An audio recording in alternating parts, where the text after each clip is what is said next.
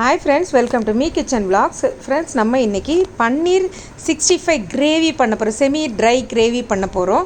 இது ரொம்பவே ஈஸி, நம்ம வீட்ல பண்ணலாம். இதுக்கு தேவையான பொருள் பாத்தீங்கன்னா ரொம்பவே கம்மி. இஞ்சி பூண்டு paste, tomato sauce, pasta sauce, அப்புறம் பாத்தீங்கன்னா கேப்சிகம், குடமிளகாய், பன்னீர், அவ்வளவுதாங்க தேவை. குடமிளகாய், பன்னீர், வெங்காயம், tomato sauce, pasta sauce and இஞ்சி பூண்டு பேஸ்ட். ஸோ இதை வச்சு தான் நம்ம இப்போது ஒரு பன்னீர் 65 செமி கிரேவி பண்ண போகிறோம். இதை நான் பன்னீரை க்யூபாக வெட்டிட்டு அதை எண்ணெயில் பொரித்து எடுத்துக்கலாம். அப்படியே ஹோட்டல் ஸ்டைல் 65 அந்த கிரேவி மாதிரியே இருக்குங்க. சூப்பராக இருக்கும். இது செஞ்சு பாருங்கள். நான் வீட்லேயே செஞ்ச பசும் பாலில் செஞ்ச பன்னீர் எடுத்துருக்கிறேன். உங்களுக்கு என்ன பன்னீர் கிடைக்குதோ அதை எடுத்து நீங்கள் பண்ணுங்கள். இந்த மாதிரி பொன்னிறமாக பன்னீரை வறுத்து எடுத்துக்கோங்க. ஸோ வறுத்து எடுத்துகிட்டு நான் என்கிட்ட இருந்த எல்லா பன்னீருமே இது ஃப்ரெஷ்ஷாகவே எனக்கு மாடு வீட்டில் பால் கறந்து விற்கிறாங்க இல்லையா, அவங்க கொண்டு வந்து கொடுத்ததுங்க. ரொம்ப டேஸ்ட்டாக இருந்தது. ரொம்ப சாஃப்டாக க்ரீமியாக. உண்மையாகவே இந்த மாதிரி பன்னீர் கிடச்சா மிஸ் பண்ணாமல் வாங்கிக்கோங்க, விலை கூட அதிகமாக இருந்தாலும். ஸோ இப்போ நம்ம பன்னீரெல்லாம் ஃப்ரை பண்ணி எடுத்தாச்சு. வெங்காயத்தை இப்போ நம்ம எண்ணெயில் போட்டு ஒரு 3/4 வேக்காடுக்கு வதக்கிக்கலாம். ரொம்பவும் இது வதங்கிடக்கூடாதுங்க. அதாவது தீயை ஹையாக வைக்கணும். வெங்காயத்தை போட்டு வதக்கிட்டே இருக்கணும். விட்டுட்டிங்கன்னா தீஞ்சிரும். தீயை ஸ்லோவாக வச்சா ஒரு மாதிரி வெங்காயம் சதுக்குன்னு ஆகிடும். இது நீங்கள் நல்லா ஹையாக வச்சிங்கன்னா வெங்காயம் 3/4 வெந்து வேகாமலும் இருக்கும்.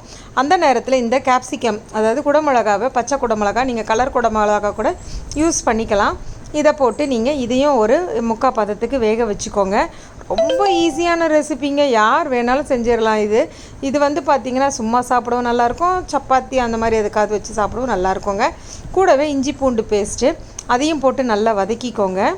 முடிஞ்ச அளவுக்கு நீங்கள் இதுக்கு நல்லெண்ணெய் யூஸ் பண்ணுங்கள், இல்லைன்னா கடலெண்ணெய் யூஸ் பண்ணுங்கள். ரொம்ப டேஸ்ட்டாக இருக்கும்.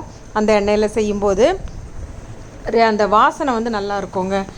ஸோ இந்த மாதிரி வதக்கிக்கோங்க நல்லா. இதுவும் இப்போ ஒரு 3/4 பதத்துக்கு வதங்கிருச்சு. வெங்காயமும் கேப்சிகமும், அதாவது வெங்காயமும் குடமிளகாவும் நல்லா வதங்கிருச்சு. என்னோடய வீடியோ பார்த்து உங்களுக்கு பிடிச்சிருந்ததுன்னா உங்கள் லைக்ஸையும் கமெண்ட்ஸையும் கொடுங்க. என்னோடய சேனலை சப்ஸ்கிரைப் பண்ணாதவங்க சப்ஸ்கிரைப் பண்ணிவிட்டு பாருங்கள். அதுக்கப்புறம் வெங்காயமும் கேப்சிகமும் நல்லா வதங்கினதுக்கப்புறம் 3/4 பதத்துக்கு வெந்ததுக்கப்புறம் நம்ம பொரிச்சு வச்ச பன்னீரை அதில் போடுறோம். ஸோ பன்னீரும் அது இந்த குடமிளகா வாசனையோடு கொஞ்சம் சேரும்போது ரொம்பவே நல்லா அருமையான ஒரு வாசனை இருக்கும். இப்போ நான் பாஸ்தா சாஸும், அதாவது இது பீஸாக்கும் யூஸ் பண்ணலாம், பாஸ்தாக்கும் யூஸ் பண்ணலாம்.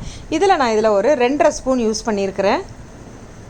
அப்புறம் இது டொமேட்டோ கெட்சப்பு, இது கூடவே மிளகாவும் சேர்த்துருக்கு. அதாவது ஸ்பைசி டொமேட்டோ கெட்சப். இது பார்த்திங்களா, நம்மளோட பன்னீர் 65 செமி கிரேவி ரெடி ஆகிடுச்சிங்க. செம்மையான வாசனைங்க, சாப்பிட யம்மியாக இருக்கும். நீங்களும் ட்ரை பண்ணி பாருங்கள். இந்த டிஷ்ஷோட ஸ்பெஷல் ஹைலைட்டே என்னென்னா நம்ம போடுற இந்த எள்ளு தாங்க. நீங்கள் சைனீஸு, தாய்லாந்து, ஏஷியன் கண்ட்ரி ஃபுட்டில் எல்லாத்துலேயுமே இந்த எள்ளு போடுவாங்கங்க. அது கொலஸ்ட்ராலை ரொம்பவே கண்ட்ரோல் பண்ணி கொடுக்குன்றதுக்காக தான் இந்த எள்ளை அவங்க சேர்க்குறாங்க. ஓகேவா, நீங்களும் உங்கள் வீட்டில் ட்ரை பண்ணிவிட்டு என்னோடய கமெண்ட் பாக்ஸில் கமெண்ட் பண்ணுங்கள். ரொம்ப ஈஸிங்க, செஞ்சு பாருங்கள். ஓகேவா. ஸோ உங்கள் பிள்ளைங்களுக்கு ரெஸ்டாரண்ட் ஸ்டைலில் இந்த மாதிரி பன்னீர் 65 செமி கிரேவி செஞ்சு கொடுத்தீங்கன்னா உங்கள்கிட்ட ஐ லவ் யூ மம்மின்னு சொல்லுவாங்க. ஓகேவா. ஸோ இந்த வீடியோ உங்களுக்கு பிடிச்சிருந்ததுன்னா உங்கள் லைக்ஸை கமெண்ட்ஸையும் எனக்கு கொடுங்க.